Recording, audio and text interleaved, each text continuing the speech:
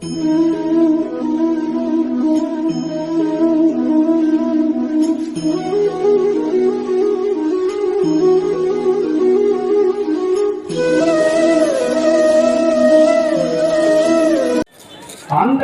ஆகம உதய திருநாள் 184வது இந்த திருநாளிலே இந்த மேடையிலே ஐயாவின் அருளால் எனக்கு ஒரு வாய்ப்பு தந்த ஐபேக் தலைவர்களுக்கும் இந்த துலங்கும்பதி துவரையம்பதி நெல்லை மாவட்ட தலைமைப்பதி ஐயா மற்றும் நிர்வாகிகள் மற்றும் ஆண் பெண் சராசரத்தை போற்றி வாழ்ந்திருங்கோ என்று ஐயா சொல்லி இருக்கின்றார்கள். அதன்படி ஐயாவின் உன்னத ஒரு நெறியோடு இங்கே வீட்டிருக்கின்ற பொதுமக்கள் அனைவருக்கும் என்னுடைய முதற்கண் வணக்கத்தினை தெரிவித்துக் கொள்கிறேன். மேலும் நாங்கள் 2011ஆம் ஆண்டு ஐயாவை பரிபாலன அன்பு மக்கள் இயக்கம் என்கின்ற ஒரு இயக்கத்தை ஆரம்பித்து இந்த அகிலத்திரட்டு அம்மானையை மூலை முழுக்கெல்லாம் உலகெல்லாம் கொண்டு செல்ல வேண்டும் என்கின்ற ஐயா தந்த அறிவின்படி ஐயா வைகுண்டர் தலைமை பள்ளி என்கின்ற ஒரு நிலையை ஐயாவுக்கு பணிவிடைக்காக ஏற்படுத்தி கன்னியாகுமரி மாவட்டம் செம்பனமலை ஊரிலே தலைமை பள்ளி என்கின்ற நிலையிலே ஐயாவின் அருளால் பணிகள் செய்து கொண்டிருக்கின்றோம். அந்த பள்ளியின் சார்பில் அன்பு பள்ளி என்று ஆங்காங்கே பல ஊர்களிலே அகிலத்திரட்டு அம்மானை அருள்நூல் சிலபஸ் வைத்து பாடத்திட்டம் வகுத்து ஒவ்வொரு வருடமும் மே 1ஆம் தேதி பப்ளிக் எக்ஸாம் இதுவரைக்கும் 3 சென்டரில் நடத்தி கொண்டிருக்கின்றோம் கன்னியாகுமரியிலே. அதாவது மகேந்திரா மெட்ரிகுலேஷன் ஸ்கூல் கொட்டாரம், அடுத்ததாக Colachel VKP higher secondary school, அடுத்ததாக பயணம் செண்பகவல்லி மெட்ரிகுலேஷன் ஸ்கூல் இங்கே வைத்து பப்ளிக் எக்ஸாம் நடத்தி ஒவ்வொரு வருடமும் சித்திரை மாதம் கடைசி சனிக்கிழமை ஆக அங்கே தலைமை பள்ளியிலே 17 நாள் பிரியேடு வாசிப்பு திருநாளிலே 16வது நாள் திருநாள். அன்றைய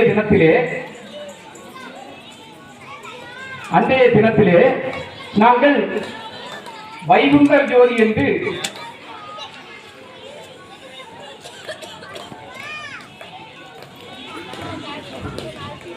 இந்த பொது தேர்விலே வைகுண்டர் ஜோதி பட்டமளிப்பு பொது தேர்விலே 80% மேல் மார்க் எடுக்கிற பிள்ளைகளுக்கு வைகுண்டர் ஜோதி பட்டம் என்று வழங்கி வருகின்றோம். இனி வருகின்ற வருடம் 15வது வைகுண்டர் ஜோதி பட்டமளிப்பு விழா சித்திரை மாதம் கடைசி சனிக்கிழமை நடைபெறும். மே 1ஆம் தேதி பப்ளிக் எக்ஸாம் நடைபெறும்.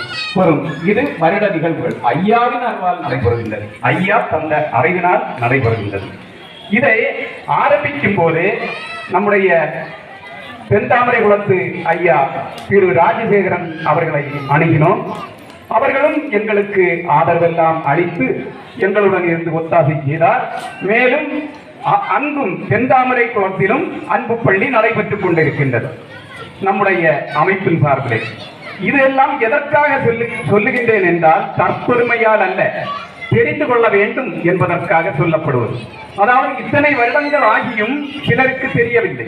தெரிந்தாலும் சிலர் இயக்கங்கள் போட்டி ஏதோ அரசியல் இயக்கம் போலே ஐயாவளி இயக்கங்கள் இப்பொழுது நடந்து கொண்டிருக்கின்றது.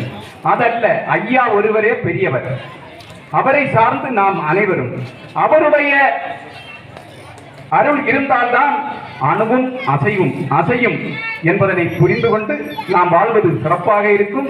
மேலும் இந்த அமைப்பும் அதை புரிந்து கொண்டு வெற்றி நடை போட்டால் என்றைக்குமே ஐயா அருள் புரிவார். மேலும் இந்த ஆகமம் வந்து 184 வருடங்கள் ஆகிவிட்டது. ஆனால் இந்த ஊர்வலமானது 184 ஆண்டு என்று சொல்லி இருக்க வேண்டும். ஆனால் இந்த ஊர்வலம் முதல் ஊர்வலமாக இந்த பதியில் இருந்து கிளம்புகின்றது என்பது மட்டற்ற மகிழ்ச்சி. ஆனால் முதல் ஊர்வலம் 184வது வருடத்தில் தான் வருகின்றது என்பதை எதிர்பார்க்கும் போது ஐயா அருள் இருந்தும் நாம் இதை உருவாக்கவில்லை என்பதற்கு காரணம் நம்முடைய உள்ளங்களில் இருக்கின்ற கலி மாய்கள். நம்மால் ஒற்று சேர இயலவில்லை.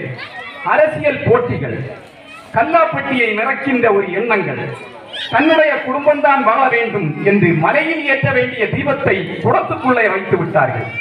இப்பொழுது மக்கள் எல்லாம் இந்த அகிலத்திரத்தை படிக்க ஆரம்பித்து விட்டார்கள். அதன் நிமித்தம் குடத்தில் அமைக்கிய தீபமானது இப்பொழுது மலையிலே ஏற்றப்பட்டுக் கொண்டிருக்கின்றது. உலகமெல்லாம் விழுந்து கொண்டிருக்கின்றது. ஆக இதையெல்லாம் பார்க்கின்ற வேளையில் மட்டற்ற மகிழ்ச்சியாக இருக்கின்றது.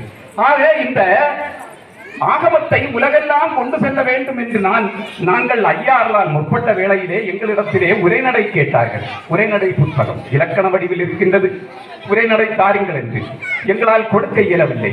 பல இடத்திலே ஒரு கலந்தாய்வு கூட்டம் போட்டு ஒவ்வொரு வாரமும் கூடுவோம். ஒவ்வொரு பதிகளிலே ஒவ்வொரு வரியிலும் 4 விதமான சிந்தனைகள், ஒத்த கருத்து வரவில்லை. ஆக ஒரு 2 வருடம் கடந்த பின்பும் 2 பக்கம் தாண்டவில்லை. ஆக இதிலிருந்து எப்படி ஐயா நாம் இந்த கருத்தை உலகத்திற்கு கொண்டு செல்வது? பொய்யான கருத்து கொண்டு செல்ல இயலாது என்பதற்காக ஒத்த கருத்து முடியவில்லை என்று நாங்கள் சற்று பின்வாங்கிவிட்டோம். அதுதான் இதுவரை வெளி உலகத்திற்கு தெரியாது. 2 வருடம் களப்பணி செய்தோம். இப்பொழுது களப்பணி இல்லாமல் அறுவடை செய்கின்றோம். அதாவது எக்ஸாம் மட்டும் வைப்போம், வைகுண்டர் ஜோதி பட்டம் கொடுப்போம். அதற்கு காரணம் என்னவென்றால், உரைநடை எழுதிய வேளையிலே ஒரு 164 பக்கங்கள் வரை கோர்வையாக வருது. அதற்கு பிறகு முன்பின் முரண்பாடு. அதாவது உதாரணத்துக்கு இங்கிருந்து நாகர்கோவில் செல்ல வேண்டும் என்றால் போகின்ற வழி என்ன? ஒரு இடத்தை சொல்லுங்க. இந்த சேரன் மகாதேவி சென்றுதான் செல்ல வேண்டும் என்று இருக்கும். 164வது பக்கத்திற்கு முன்பு அதை தொடர்ந்து பார்க்கின்ற வேளையிலே சேரன் மகாதேவி வழி சென்றால் நிச்சயம் துலங்கும்பதிக்கு வர இயலாது என்று முன்பின் முரண்பாடு. ஆக இந்த முரண்பாட்டு தன்மையிலே நான் உரைநடை எழுதி ஐயாவின் பணியை உலகத்துக்கு கொடுத்தால் என்னை போல் பாதி எவனாக இருக்க முடியும்? முதலில் நான் தெளிவு பெற வேண்டும்.